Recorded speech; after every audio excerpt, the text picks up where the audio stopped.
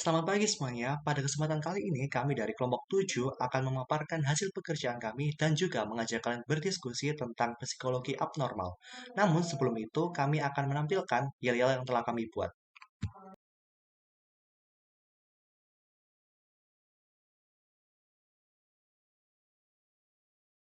Kelompok tujuh, kelompok tujuh, kelompok tujuh yang abnormal. Kelompok tujuh, kelompok tujuh, kelompok tujuh matematika. Baik, psikologi abnormal berkaitan dengan pemahaman terhadap sifat, penyebab, dan perawatan gangguan jiwa. Topik dan masalahnya biasanya terjadi pada kehidupan sehari-hari. Untuk menentukan keabnormalitasan yang terjadi atau dialami seseorang perlu beberapa kriteria. Oleh karena itu, para ahli kesehatan mental memberikan beberapa kriteria untuk abnormalitas yang dialami orang. Yang pertama adalah perilaku yang tidak biasa. Perilaku yang tidak biasa sering dikatakan sebagai abnormal. Contohnya saja saat orang melihat atau mendengar sesuatu yang tidak bisa dilihat oleh mata dan tidak bisa didengar oleh telinga. Kebanyakan orang. Hal ini menjadi contoh sebagai perilaku yang tidak biasa dikategorikan sebagai abnormal pada masyarakat umum. Yang kedua adalah perilaku yang tidak dapat diterima secara sosial dan melanggar nilai sosial. Pada setiap masyarakat memiliki normanya masing-masing, memiliki budayanya masing-masing, dan memiliki perilaku yang dianggap baik oleh masing-masing. Oleh karena itu, apabila terjadi perilaku dan penyimpangan terhadap norma-norma tersebut, maka dapat dikategorikan sebagai abnormal. Yang ketiga, persepsi atau interpretasi yang salah terhadap realitas. Sistem sensori dan kognitif yang memungkinkan seseorang untuk membentuk representasi mental yang akurat tentang lingkungan sekitar. Namun, melihat sesuatu ataupun mendengar sesuatu yang tidak ada objeknya akan disebut sebagai halusinasi, di mana dalam budaya sering dianggap sebagai tanda-tanda yang mendasari suatu gangguan. Yang keempat, orang-orang tersebut berada dalam kondisi stres personal yang signifikan. Kondisi stres personal yang maksud saya diakibatkan oleh gangguan emosi seperti kecemasan, ketakutan, yang lain-lain. Namun, depresi atau kecemasan ini terkadang merupakan sesuatu respon yang dialami pada situasi tertentu.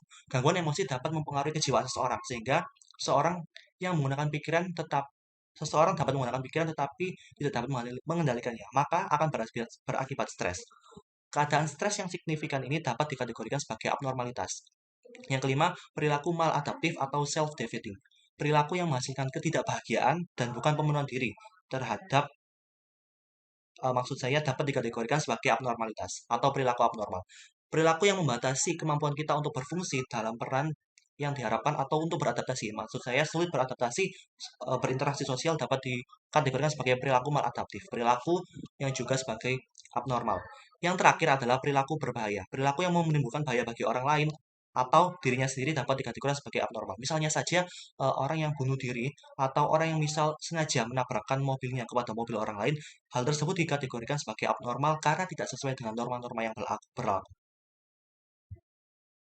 Selanjutnya adalah perspektif historis pada psikologi abnormal. Yang pertama adalah model demonologi.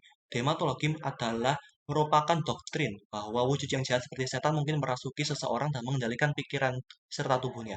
Sejalan dengan kepercayaan bahwa perilaku abnormal disebabkan oleh roh jahat, maka penanganannya adalah eksorsisme, yaitu pengusiran roh jahat dengan mantra dan siksaan ritual, seperti pembacaan doa yang nyaring dan juga memaksa orang meminum ramuan yang sangat tidak enak. Yang kedua adalah Cons of Hippocrates. Pada abad kelima sebelum Masehi, Hippocrates yang dikenal sebagai bapak ilmu kedokteran modern menyatakan dan berpendapat bahwa ilmu kedokteran adalah ilmu yang berbeda dengan agama sihir.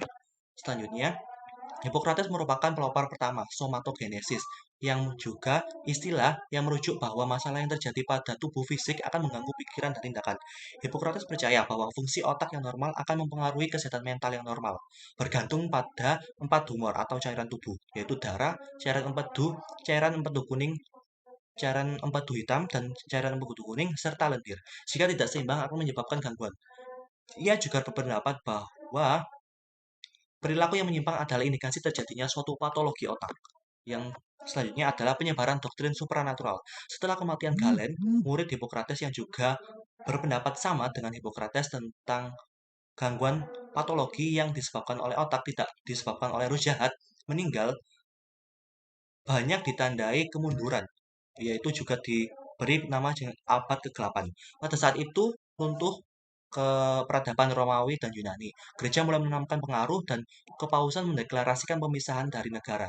Pada saat itu, biara-biara menghentikan tugas para dokter sebagai penyembuh.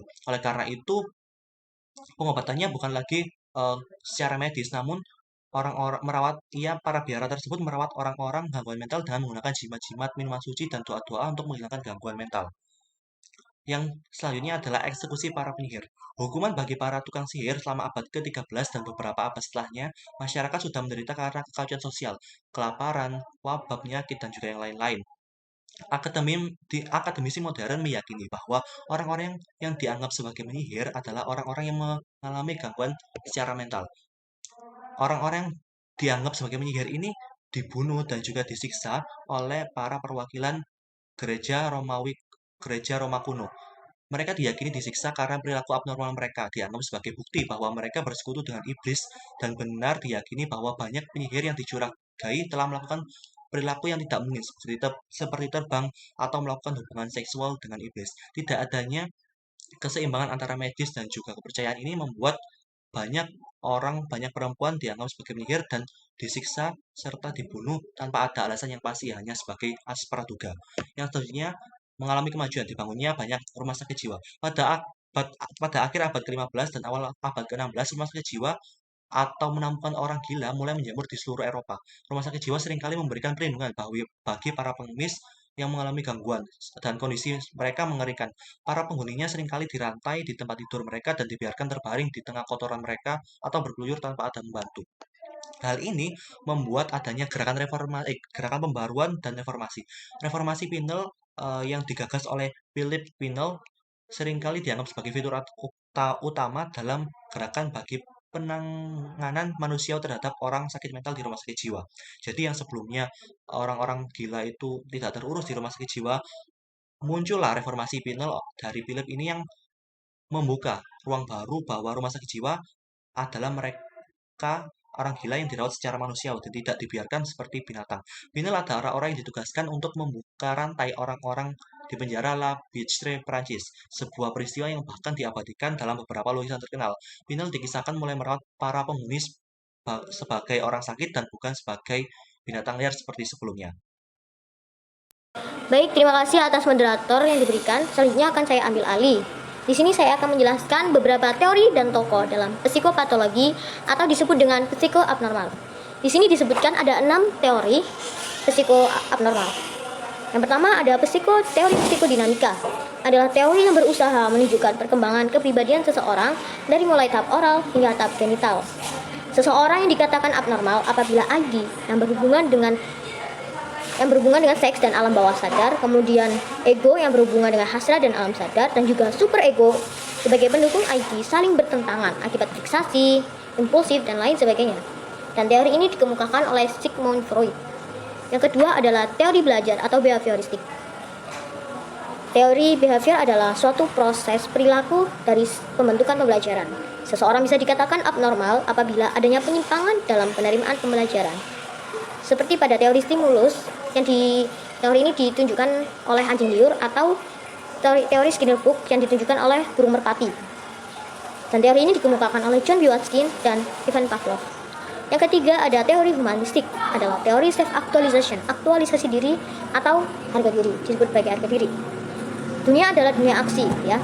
Jadi seseorang apabila bisa dikatakan abnormal apabila perspektif dari self-actualization terganggu, dan teori ini dikemukakan oleh Maslow. Yang keempat ada teori kognitif sosial, adalah teori yang menonjolkan gagasan bahwa sebagian besar pembelajaran manusia terjadi dalam sebuah lingkungan sosial. Seseorang yang pemikirannya kalut bisa dikategorikan sebagai abnormal. Dan teori baru ini dimunculkan oleh Albert Bandura. Selanjutnya yang kelima ada model kognitif, atau teori kognitif adalah aktivitas internal yang terdiri dari beberapa proses seperti pemahaman, mengingat, mengelola informasi. Dan seseorang bisa dikatakan abnormal apabila adanya emosional yang berlebihan disebabkan oleh pengalaman hidupnya. Dan teori ini dikemukakan oleh Aaron Beck. Yang terakhir, ada diatesis stres. Teori diatesis stres ini adalah kelainan mental dan fisik berkembang dari predisposisi genetik atau biologis. Untuk penyakit itu dinamakan sebagai diatesis yang dikombinasikan dengan kondisi stres yang memainkan peran pengendapan atau fasilitasi. Dan teori ini dikemukakan oleh Zubing dan Spring. Selanjutnya kami serahkan kepada Baik, terima kasih kepada moderator. Selanjutnya yaitu Diagnostic and Statistical Manual for Mental Disorder atau yang bisa disebut dengan DSM. Jadi DSM ini merupakan sistem atau metode pengklasifikasian pola perilaku abnormal sebagai gangguan jiwa.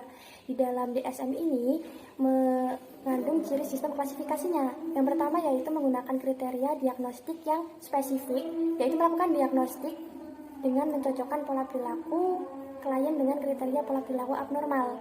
Yang kedua yaitu pola perilaku abnormal yang memiliki ciri klinis sama dikelompokkan menjadi satu berdasarkan ciri klinis yang dimiliki. Dan yang ketiga yaitu bersifat multiaksial, di mana DSM ini menggunakan metode multiaksial sebagai penyedia informasi yang luas mengenai individu. Di dalam sistem multiaksial ini mencakup berbagai aksis, terdiri dari 1 sampai 5 aksis. Aksis 1 yaitu penggolongan sindrom, berisi berbagai macam diagnosis seperti gangguan kecemasan, gangguan mood dan juga skizofrenia. Pada aksis 2 berisi gangguan-gangguan kepribadian seperti pola perilaku maladaptif yang kaku, misalnya yaitu gangguan kepribadian antisosial. Pada aksis 3 berisi kondisi-kondisi medis umum, gangguan kondisi medis yang penting bagi pengobatan seseorang yang mengalami gangguan mental. Dan pada aksis 4 yaitu problem psikososial dan lingkungan, yaitu daftar problem psikososial berpengaruh dengan penanganan individu. Hal ini mencakup peristiwa hidup yang negatif, seperti misalnya pengalaman menyedihkan, perceraian, ataupun pengalaman pemutusan hubungan kerja. Dan pada aksis kelima yaitu asesmen fungsi secara global, asesmen menyeluruh tentang fungsi psikologis, sosial, dan juga pekerjaan klien.